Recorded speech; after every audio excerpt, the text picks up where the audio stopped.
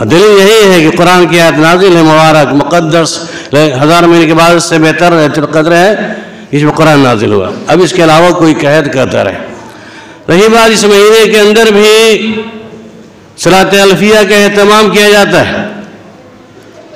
رجب کے مہینے کے اندر صلاۃ الرغائب کا جسے میں نے تقریر پیش کی تھی، اور اس مہینے کے اندر بدعت نمبر 1 100 رکعت نماز کی ادائیگی، دوسرے نمبر میں 14 رکعت کی نماز کی ادائیگی اسی رات میں دوسری روایت سے، اور تیسرے نمبر پر روزے رکھنے کا ثبوت،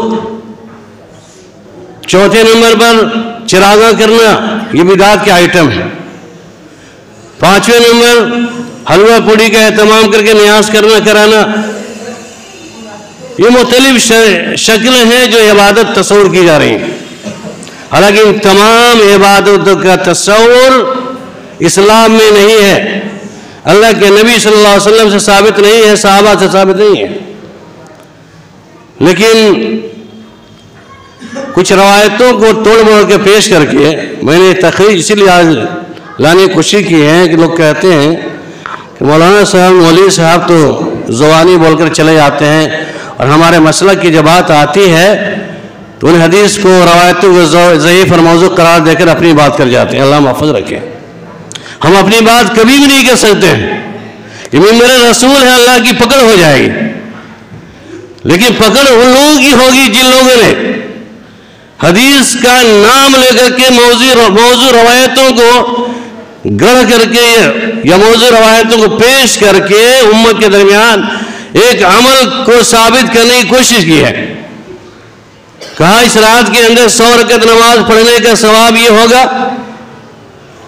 کہ آپ کی تمام حاجتیں پوری ہو جائیں گی دنیا کے اندر، اور آپ کی تقدیر میں لوح محفوظ کے اندر لکھ دیا گیا ہے بدبختی، بدنصیبی لکھ دی گئی ہے کہ 100 رکعت نماز پڑھنے کی بنیاد پر وہ بدنصیبی بھی خوش نصیبی میں تبدیل ہو جائے گی.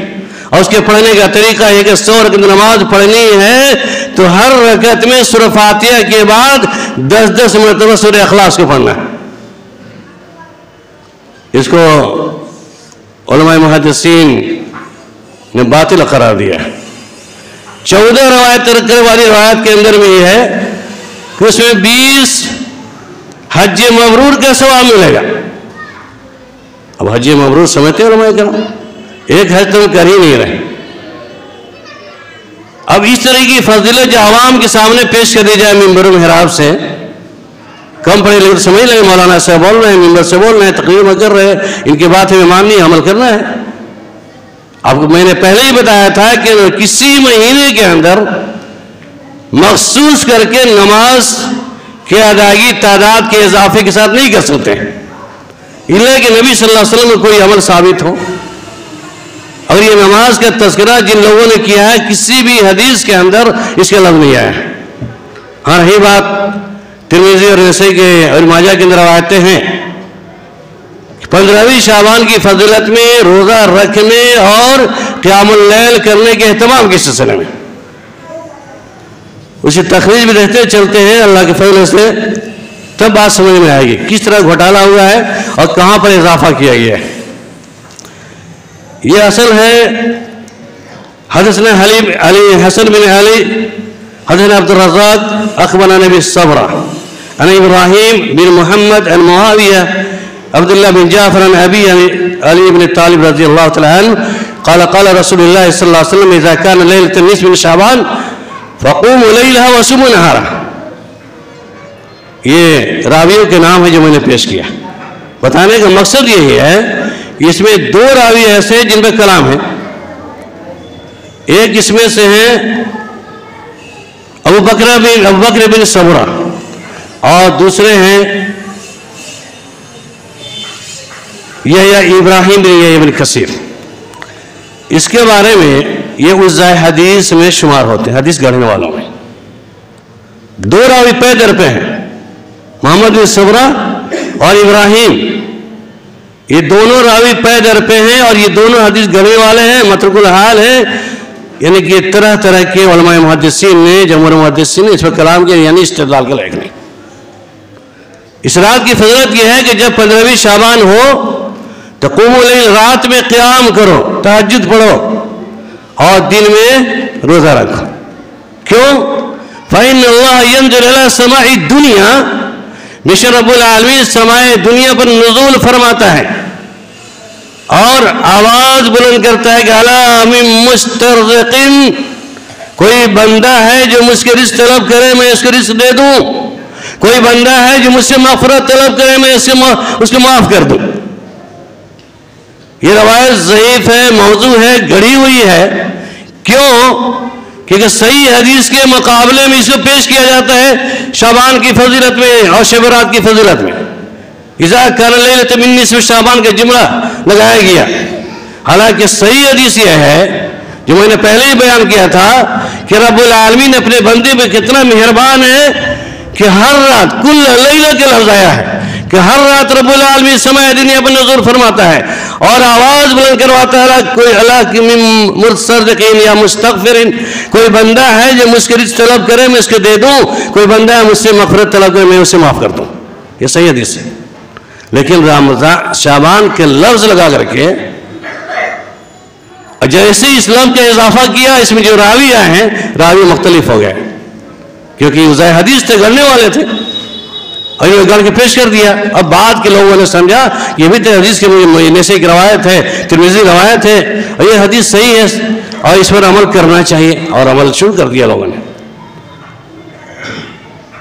اگر اتنی اہمیت تھی تو اللہ کے نبی صلی اللہ علیہ وسلم نے 23 سالہ زندگی میں اس کا اہتمام کیا. تو امام بخاری، مسلم اور بھی صحیحین کی روایتیں جو ہے صحیح حدیث سے، صحیح ابن خزیمہ وغیرہ، اس میں کہیں کوئی روایت کیوں نہیں ہے کہ وہ جان رہے تھے روایت ان کے پاس پہنچی امام بخاری رحمۃ اللہ علیہ کے پاس. لیکن جہاں 4 لاکھ حدیثوں کو انہوں نے جمع کیا، ایسی حدیث والے روایت کی روایت کے اعتبار سے پہنچی حدیث ہے تو ان کو آپ نے نگلیکٹ کر دیا کہ نہیں یہ تو راوی فلاں ہے، ڈکا فلاں، اس کی روایت قابل قبول نہیں ہو سکتی، بلکہ باقی محدثین نے لے لیا. کہنے کا مطلب یہ ہے کہ صلاۃ الفیہ ہو یہ خصوصی 15ویں شعبان کے روزہ رکھنے کا سلسلہ ہے. رات کے اندر قیام کرنے کا مسئلہ درست نہیں ہے. اگر آپ 13 14 تاریخ کا روزہ رکھتے ہیں 15 تو ٹھیک ہے، اچھی بات ہے، 13 14 15 رکھا کریں الحمدللہ. اس مہینے میں تو ہر مہینے 3 روزہ رکھنا ہے، اس کو تو ہم نہیں رکھتے ہیں، لیکن جیسے شعبان کی فضیلت اور مہینہ جب شروع ہوتا ہے فضیلتیں بیان کر کے رکھا ہے. یہ سنت کے خلاف ہے، اللہ کے نبی صلی اللہ علیہ وسلم نے، صحابہ نے نہیں رکھا. اسی طریقے سے مسئلہ ہے اس کے بعد یہ ہم نے تو نہیں کہا کہ موضوع ہے، اسے بڑے محدثین میں دیکھ لیجئے. شیخ البانی رحمۃ اللہ اسے موضوع قرار دیتے ہیں اور نسائی رحمۃ اللہ علیہ کہتے ہیں متروک کہتے ہیں. اور یہ بدر الدین حنفی علیہ ماشاء اللہ، بدر الدین عینی حنفی، یہ حنفی عالم ہیں ماشاء اللہ. انہوں نے بھی کہا، عمدۃ القاری ان کی کتاب ہے اور شرح بخاری کی شرح لکھنے والے ہیں، بڑے پائے کے عالم تھے. انہوں نے کہا کہ موضوع ہے باطل ہے، لا یحتج به، سے اس طرح حجت نہیں پکڑی جا سکتی. اس کے بعد اس مہینے میں آگے بڑھتے ہیں. دوسری دلیل کہ جس نے بھی روزے کی حالت میں صبح کی، صبح سے شام تک روزہ رکھ لی، دن گزر گیا، دن بھر روزہ رکھا، 60 سال کے روزوں کے برابر ثواب ملے گا. یہ بھی موضوع روایت ہے. تخریج تو لگاتار میں نے لیا تھا لیکن وقت قلت ہے، آپ سمجھتے چلے. دوسری وجہ چراغا کرنا، یہ روزے کی نماز اور روزے کی سلسلے میں باتیں تھیں. موضوع چراغا کرنا، 15ویں شعبان کی رات کو پورے مسجدوں کو سجایا جاتا ہے، پورے گھروں کو سجایا جاتا ہے، در دیوار کو، گھروں پر، چھتوں پر، مسجدوں کے اوپر، اپنے گھروں پر، چاروں طاق جتنے بھی کھانا کے گھر کے اندر طاقیں ہوتی ہیں سب پر چراغا کیا جاتا ہے. وہ کیا ہے؟ موم بتی جلائی جاتی ہے. آپ لوگوں نے دیکھا ہوگا سیم ٹو سیم دیوالی کی نقالی ہے. اور میں نے بتایا تھا پہلے بھی کہ بیت المقدس کے اندر 448 ہجری کے اندر اس چراغا کا اہتمام کیا گیا اس بنیاد پر کہ کچھ مجوسیوں نے اسلام جب قبول کیا تو اس نماز پڑھنے کا جب مسئلہ آیا بیت المقدس کے اندر تو نماز کی ادائیگی تھی، لیکن آگے چراغ جلا کر کے رکھ دیا تاکہ مسجد روشن ہو جائے. 448 ہجری نبی انتقال کر رہے ہیں. اب تصور کر لیجئے کہ 100 سال 400 سال پہلے کی بات ہے. مسجدوں میں نماز کی ادائیگی کے وقت انہوں نے چراغ جلا دیا تاکہ روشنی رہے گی. آج بھی کہتے ہیں نا مسجد میں چراغ جلا روشنی، مسجد اندھیرا نہیں رہنا چاہیے. بہرحال وہ نیت ہماری نہیں ہے. اس نیت سے کہ گھروں کو مزین کیا جائے، مسجدوں کو مزین کیا جائے، سنوارا سجایا جائے، خوشنما لگے، اور اس میں رات میں ذکر عبادتیں کریں، نماز پڑھیں، تلاوتیں کریں، تو یہ بدعت ہے، کیونکہ مجوسیوں کا عمل ہے. اور اللہ کے نبی صلی اللہ علیہ وسلم نے مجوسی تمام اعمال سے پرہیز کرنے کا حکم دیا، بچنے کا حکم دیا. تو ہم تو کہیں یہودیوں کی نقالیں کرتے ہیں، کہیں مجوسیوں کی نقالیں کرتے ہیں، کہیں کفار کی نقالیں کرتے ہیں. بہت ساری مثالیں، بہت کی قلت ہے. یہ جو بھی لوگ اس کا ایجاد کرتے ہیں 14 15 شعبان کو گھروں کو سجاتے ہیں، مسلمان کا عمل نہیں ہو سکتا ہے. سیم ٹو سیم نقالی ہے، یہ کافروں کی مشرکوں کی نقالی ہے. کافر آئے اپنے مندروں پر گھروں میں دیوالی کے دن مناتا ہوا چراغ کرتا ہوا نظر آتا ہے. آج کل نام نہاد مسلمان بھی دین کے نام پر، شریعت کے نام پر، عبادت کے نام پر چراغ کرتا ہوا نظر آ رہا ہے. استغفر اللہ. کہیں وہ دسہرہ مناتا ہوا نظر آتا ہے، کہیں وہ دیوالی مناتا ہوا نظر آ رہا ہے. اس کے بعد بھی اپنے کام کو کہ ہم مسلمان ہیں. ہرگز کسی مسلمان کے لیے جائز نہیں ہے، کیونکہ اس کا ثبوت اللہ کے نبی سے، صحابہ سے نہیں، کسی تابعین سے بھی نہیں ہے، ائمہ محدثین سے نہیں ہے. لیکن ہم ہندوؤں کی نقالی کر کے دسہرہ 10 دن محرم بنا دیں، ہندوؤں کی نقالی کر کے دیوالی کی نقالی ہم کر کے جیسے شب برات کے منانا شروع کریں اور پٹاخے چھوڑنا شروع کریں. یہ سب کیا ہے؟ یہ سب تماشا ہے، کھیل تماشا ہم نے بنا کے رکھا ہے اسلام کو. اسلام کو منمانا سمجھ لیا، ہم منمانی زندگی گزارتے ہیں. اسلام کو ٹنڈا منڈا دین سمجھ رکھا ہم نے. جہاں قرآن اس کی باتیں آتی تعویل جو کر ڈالتے ہیں. اس میں کون سی روایت ملی چراغا کرنے کی اور پٹاخی چھوڑنے کی؟ اللہ کی پناہ، اس پٹاخی چھوڑنے کی رسم آج تو ہمارے شادی بیاہ کے اندر بھی اتنی زیادہ ہو چکی ہے. اللہ محفوظ رکھے. یہ ہم دیوالی منا رہے ہیں، اس کے بعد میں کہ ہم مسلمان ہیں. افسوس کی بات ہے. آگے چلے اس کے بعد ایک اور مسئلہ آتا ہے. آپ دیکھتے ہیں سماج میں پورے قبرستان کو سنوارا جاتا ہے. دیکھا ہوگا آپ لوگوں نے، پورے قبرستان کی تمام پرانی قبروں کو تازہ کی جاتی اور مٹی چڑھا کر کے بلند کیا جاتا ہے، صاف صفائی کی جاتی ہے اس کی. اور اس 15 شعبان کی رات میں مسجد نماز کے تمام کے قرآن پڑھنے کا، اور جماعت کے ساتھ تمام لوگ قبرستان جاتے ہیں اور قبرستان جا کر فاتحہ درود اور جو بھی دعائیں جو ہیں یہ سب کرتے ہیں. آپ لوگوں نے دیکھا ہوگا، ہم نے دیکھا ہے اور ہم نے پرکھا بھی ہے اور ہمیں سمجھا بھی ہے. آخر اس کی کون سی روایت ملی؟ بھائی کیوں اس رات کے اندر روحیں لوٹ کے آتی ہیں. استغفر اللہ. پھر یہاں وہ قرآن کی غلط تعبیر، تنزل الملائکۃ والروح. میں نے اپنے کانوں سے تقریر کرنا سنا تھا، ظالم مولوی صاحب کو پیش کر رہا تھا کہ یہ وہابڑے جو ہے، یہ وہابی 24 نمبر جو ہے کہتا ہے روحیں نہیں آتی ہیں، ہمارے گھروں میں روحیں نہیں آتی ہے، ہمارے قبروں میں روحیں زندہ نہیں ہوتی ہے. دیکھو ہمارے گھروں میں قبریں روحیں آتی ہے، اس لیے ہم چراغ کرتے ہیں، فاتحہ حلوہ پوڑی بنا کر رکھتے ہیں، کھلاتے ہیں. اور قرآن کی آیت کے فٹ کر بتا رہا تھا یہ رات ایسی رات ہے جس میں فیصل والی رات ہے، برکت والی رات ہے اور روحوں کی آمد والی رات ہے. استغفر اللہ. تنزل الملائکۃ والروح. اس میں روحیں نازل ہوتی ہیں اور فرشتے نازل ہوتے ہیں. ہم نے جتنے پڑھے حضرات ہیں لکھے پڑھے قرآن جو پڑھتے ہیں، میں نے کہا ان انزلناہ فی لیلۃ القدر وما ادراک ما لیلۃ القدر لیلۃ القدر خیر من الف شہر تنزل الملائکۃ والروح. بات کلیئر ہو گئی نا؟ شب قدر میں آتے ہیں، روحیں نہیں آتے ہیں. روح سے مراد جبرائیل الصلوۃ والسلام، روح القدس، روح الامین جبرائیل الصلوۃ والسلام آتے ہیں، پورے فوج کے ساتھ آتے ہیں. ابھی مولوی کا ہے کہ تم لوگ کیا جانتے ہو قرآن میں سے تفسیر؟ ہم جانتے ہیں، ٹھیکیداری ہمارے پاس ہے، علماء کرام کے پاس. اب آپ کے تعویل کے بتا دیں کہ روحیں آ رہی ہیں. آپ جواب دے سکتے ہیں نا آپ تمام حضرات کہ نہیں آئے تو قرآن نازل ہوئی ہے رمضان کے مہینے کے اندر، یہاں پر برکت والی اور مقدس رات ساری مرادیں شب قدر ہے جس میں روح الامین آتے ہیں، جبرائیل الصلوۃ والسلام آتے ہیں. یہ عقیدہ گڑا ہوا ہے شب برات کے سلسلے میں روحیں آتی. لیے حلوہ پڑی بنا کر کے ان کے نام کا، اپنے مردوں کے نام کا نیاز کر کے चौखटों पर रखते हैं, दरवाजों पर रखते हैं, ताक में सजा के रखते हैं और तस्वीर करते हैं कि आज तो मिलन की रात है, मुर्दे हमारे पास आएंगे, घर वालों से मिलेंगे। मिलते जो नहीं, आके खा के चले जाते हैं। क्या नजरिया है, अस्तगफिरुल्लाह।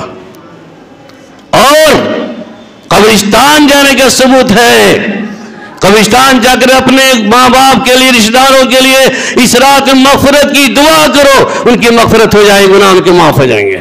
दलील उसके बारे में लंबी चौड़ी हदीस है। दो तरह की रवायत, दोनों लंबी है, एक मौजू है और एक सही रवायत है। वहां भी घोटाला किया लोगों ने। देखिए आगे देखिए, कब्रिस्तान जाने के बारे में जो रवायतें पेश की गई है बहुत ही क्लियर है, मैंने पूरा पढ़ता नाम बता रहा हूं उससे। قال حدثنا احمد بن مني حدثنا يزيد بن هارون اخبرنا الحجاج بن عطاء عن يحيى بن كثير عن عروه عن عائشه رضي الله عنها قالت فقدت رسول الله صلى الله عليه وسلم ليله فخرجت فاذا وفي البقيع.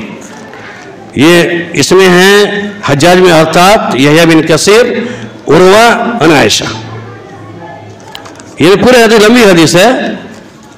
اس کے اندر یہ بات یہ آئی کہ اللہ کے نبی صلی اللہ علیہ وسلم کی باری عائشہ کے پاس تھی اور عائشہ رضی اللہ عنہ سوئی تھی. اللہ کے نبی صلی اللہ علیہ وسلم نکل گئے چپ چاپ. نکلنے کے بعد عائشہ نے محسوس کیا نبی صلی اللہ علیہ وسلم بغل میں تھے، بلا بتائے کہاں چلے گئے. وہ پیچھے پیچھے دوڑی جاتی ہیں. پیچھے نبی صلی اللہ علیہ وسلم جنت البقیع کے اندر موجود ہیں اور دعائیں کر رہے ہیں، مغفرت کی دعائیں مردوں کے لیے. قبرستان جنت البقیع آپ جانتے ہیں، جو سعودی کے اندر جانتے ہیں، مسجد نبی قریب ہی ہے. ایک بھی قبریں وہاں نظر نہیں آئیں گی اونچی، سب برابر ہیں. پورے صحابہ کرام کی قبریں اس کے اندر ہیں. آج تو قبروں کو ہم سجا رہے ہیں مٹی چڑھا چڑھا کر کے. اللہ کے نبی صلی اللہ علیہ وسلم وہاں دعا کر رہے ہیں. دعا کرنے کے بعد وہاں لوٹتے ہیں. دوسری روایت سے آتی ہے کہ عائشہ رضی اللہ تعالیٰ عنہ چپ چاپ گئی تھی، پیچھے سے بھاگتی ہیں. اللہ کے نبی صلی اللہ علیہ وسلم پیچھے تیز ہوتے ہیں، وہ بھی تیز ہوتے ہیں. وہ آگے دوسری روایت ہے. اس روایت کے اندر باتیں آئی کہ آپ نے وہاں پر جنت البقیع میں پہنچنے کے بعد دعائیں کی مردے کے لیے اور وہاں سے لوٹے تو آپ نے ارشاد فرمایا. عائشہ نے پوچھا گھبرا کیوں رہی ہو؟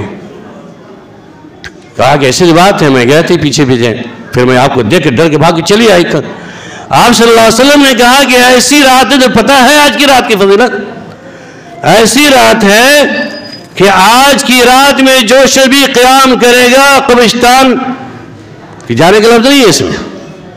اس رات کی فضیلت یہ ہے کہ رب العالمین اپنے تمام بندوں کے گناہوں کو اس قدر معاف کر دے گا جتنا کہ بنی کلب کے بکریوں کے روئے بالوں کی تعداد ہوا کرتی ہے. ایک بنی بکر قبیلہ ہے، قبیلوں کا نام ہوتا تھا. اس کی جو بکریاں ہوتی بڑی اون والی بال والی. کہا کہ آج کی رات کی عبادت کی فضیلت یہ ہے کہ جو اس میں عبادت کرے گا اس کے تمام اس کے عوض میں اس کے بال کے برابر جتنے گناہ ہوں گے سب معاف ہو جائیں گے. اس سے استدلال کیا لوگوں نے کہ اللہ کے نبی صلی اللہ علیہ وسلم جنت البقیع گئے تھے تو ہم جاتے ہیں. ٹھیک ہے، جنت البقیع جانے کا مسئلہ تو آپ کے نبی صلی اللہ علیہ وسلم کو معمول میں تھا. جب بھی آپ چاہتے ہو، عائشہ خود بیان کرتی ہے جب بھی میری باری ہوتی اکثر اللہ کے نبی صلی اللہ علیہ وسلم، دوسری وہی مسلم کی روایت ہے اور یہ بھی مسلم کی روایت ہے، یہ نہیں دوسرے والے جس میں تفصیل سے بات ہے کہ اللہ کے نبی صلی اللہ علیہ وسلم جب بھی، اس میں صرف لیل کا لفظ ہے، رات کا لفظ ہے. اور اس روایت کے میں موجود روایت ہے حجاج بن عطاء والی جو مجھے آپ کے سامنے پڑھا ابھی، یہ روایت ہے حجاج بن عطاء کی، تو یہ ہے موضوع. صحیح حدیث کے خلاف یہ موضوع روایتیں ہیں. اور مسلم کی روایت ہے جو 406 نمبر صفحہ نمبر 406 جلد نمبر 4 کے اندر آپ دیکھ سکتے ہیں، جو عائشہ رضی اللہ تعالیٰ عنہ بیان کرتی ہیں. اس میں شب برات یہ لفظ کوئی نہیں تھا، یہ 15ویں شعبان کے لفظ نہیں ہے، اس میں صرف ایک رات کا تذکرہ ہے. اس روایت کے اندر لیلۃ النصف شعبان، 15ویں شعبان کی رات، یہ ہے گھوٹالہ. کیسے چور دروازے سے داخل ہو کر کے لوگ حدیث کا نام بدل کر کے روایتوں کو چھین کر کے پیش کرتے ہیں. کیوں موضوع ہے، کیوں روایتیں غیر مقبول ہے؟ اس لیے کہ اس میں تقریر حجاج بن عطاء ضعیف ہے. امام بخاری، امام ترمذی رحمۃ اللہ علیہ نے کہا کہ ضعیف ہے. دوسری وجہ یہ ہے کہ یحییٰ بن کثیر کا سماع عروہ سے نہیں ہے. ان یحییٰ بن کثیر ان عروہ ان عائشہ، یہ زید، احمد، حکم، کوئی بھی ہو نام، 3 راوی کو پیدر پہ نام ہے. اب ان کی ملاقات ان سے نہیں ہے، ان کی ملاقات ان سے نہیں ہے تو یہ کیسے بیان کریں گے؟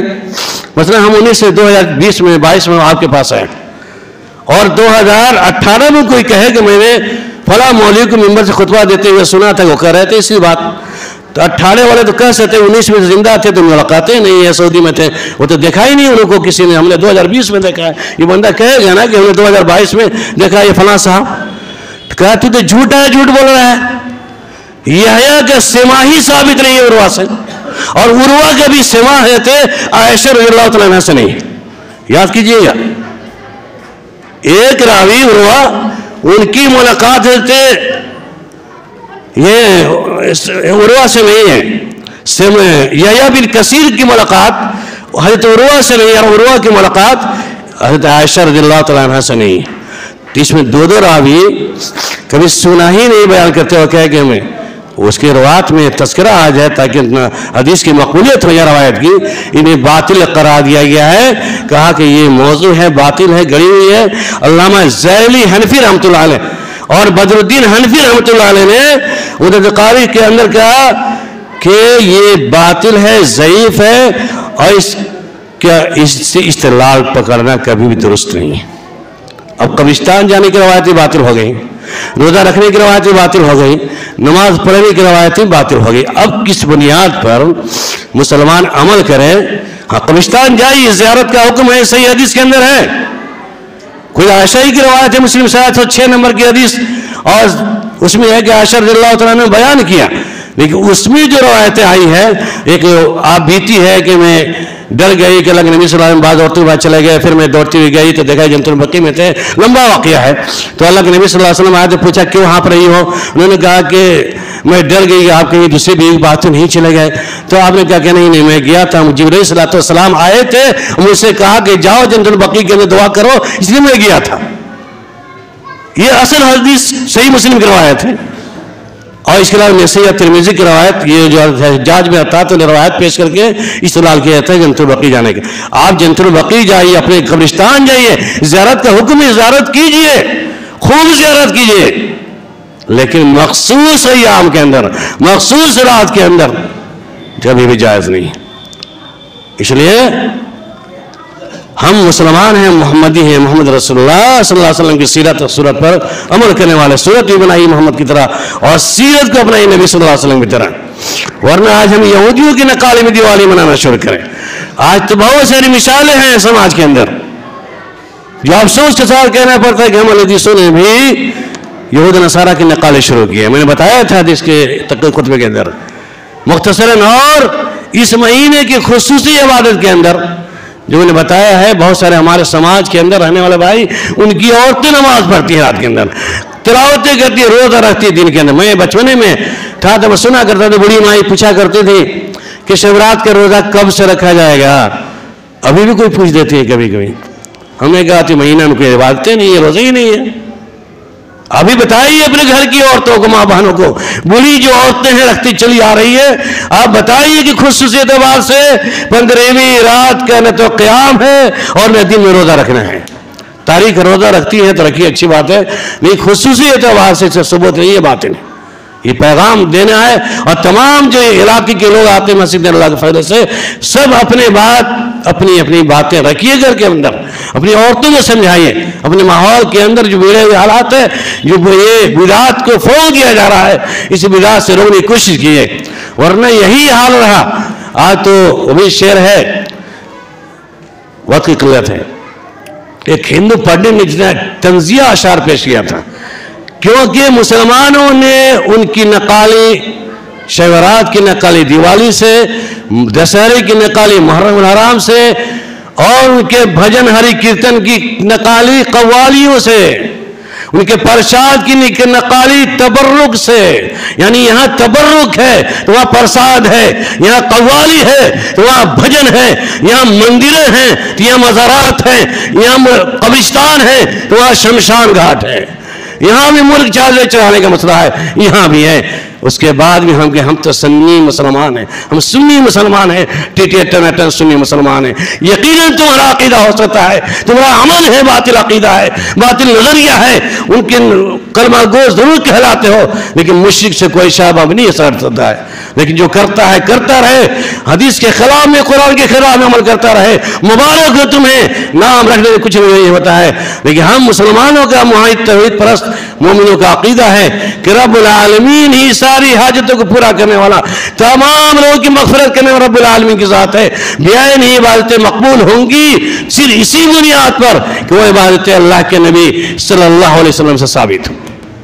اور عقیدے کے اعتبار سے جب عقیدہ مضبوط نہیں ہوگا، عمل میں خلوص نہیں ہوگا، ہم بدعات بھی کرتے رہیں، نماز بھی پڑھتے رہیں، بدعت والی نماز بھی پڑھتے رہیں، اس کے بعد بھی کہیں کہ ہم بھی تو اہل حدیث سے، ہم مسلمان ہیں، فلاں ٹھکانے ہیں. بدعت کی بہت ساری مثالیں اہل حدیث کے اندر خرابی آ چکی ہیں. لیکن جو اہم مسئلہ نماز کا ہے، جو میں نے بتایا تھا توفیق میں اللہ نے دیا تھا 50 وقت، 5 وقت کی نماز کی ادائیگی ہم نہیں کر رہے ہیں جو صحیح حدیث سے ثابت ہے.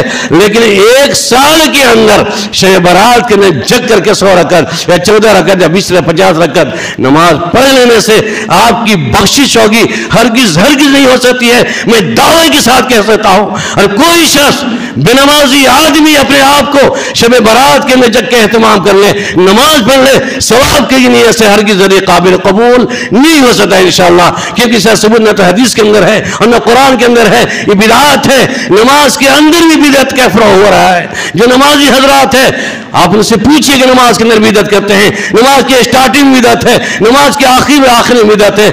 اب روزہ جو آنے والا ہے، اس رمضان کی روزے کی جو فضیلت ہے انشاءاللہ بات کروں گا وقت آنے پر. لیکن اس رمضان کی ابتدا میں بدعت صرف اسٹارٹنگ ہوتی ہے. روزے کی نیت جو کرتے ہیں نویت ان اصوم غد من شہر رمضان، یہ بدعت ہے. کیا بھی ثبوت حدیث کے اندر نہیں ہے. اور اسے نویت ان اصلی 4 رکعات میں صلاۃ الظہر، میں صلاۃ العشاء، میں صلاۃ الفجر. آپ جس نماز کی نیت کرتے ہیں کہ میں نیت کرتا ہوں 4 رکعت نماز ظہر کی، جمعہ کی، فجر کی، ظہر کی، عصر کی، مغرب کی، یہ بدعت ہے. اور بدعت کی شمولیت کے بعد عبادتیں غیر مقبول ہوتی ہیں. کتنی بات ہوگی انشاءاللہ، پھر وقت ملے گا. باتیں میں کروں گا اگر ہفتہ گاہے بگائے حالات کے اعتبار سے. کہنے کا مطلب یہ ہے کہ ان تمام بدعات سے جو اس مہینے میں کیے جا رہے ہیں محفوظ بچ جائیے اپنے آپ، اور اپنے ساتھیوں کو بچائیے، اپنے رشتہ داروں کو بچائیے، اپنے پڑوس کے لوگوں کو بچائیے. کہیے کہ اللہ کے نبی صلی اللہ علیہ وسلم سے کوئی عبادتیں مقصود طریقے ثابت نہیں ہے. اور حلوہ، اب ایک اور پوائنٹ کہ حلوہ کیوں کھاتے ہیں بھائی؟ کیا دلیل ہے حلوہ کھانے کی؟ دلیل ہے، اس کی بھی دلیل، کیونکہ اللہ کے نبی صلی اللہ علیہ وسلم کے دندان مبارک شہید ہوئے تھے تو آپ نے حلوہ تناول فرمایا تھا. استغفر. آپ کے دندان مبارک شہید ہوئے جنگ احد کے اندر. جنگ احد سن شوال سن 3 ہجری کے اندر ہے. وہ شوال کا مہینہ تھا نہ کہ شعبان کا مہینہ تھا. تاریخ کے اعتبار سے بھی یہ غلط ہے. اب بتائیے حلوہ کھانے والوں کو، حلوہ تو کھانا ڈیلی کھاؤ یار، کوئی مطلب نہیں، اچھی بات ہے، اچھی غذا کھاؤ نا. لیکن ان حلوہ بنا کر کے ان کے اپنے مرے ہوئے باپ داداؤں کے نام کا نظر و نیاز جو شرک ہے، یہ نیاز غیر اللہ کے لیے شرک ہے، اللہ کے لیے جائز ہے. نظر ماننا اللہ کے لیے جائز ہے، غیر اللہ کے لیے حرام ہے، یہ شرک ہے. ہم نیت مانتے ہیں کہ آج شب برات ہے، اپنے باپ کے نام کا نیاز کر کے، دادا کے نام کا نیاز کر رکھیں گے، حلوہ پڑی کھائیں گے، کھلائیں گے. اور عقیدے کے اعتبار سے باطل ہے، شرکی عقیدہ ہے، شرکی عمل میں بھی رہتا نا عمل بھی ہے. لہذا اس سے پرہیز کرنے کی ضرورت ہے. کوئی روحیں نہیں آتی ہیں، اور تاریخ کے اعتبار سے بھی تاریخ غلط ہے. حلوہ کھانا کھائیے کوئی بات، لیکن نیاز ان کے نام کا یہ غلط ہے. اس دن بھی نہیں کھانا چاہیے تھا. پتہ چلے کہ شبرات منانے والوں میں غیر منانے والوں میں کیا فرق ہے.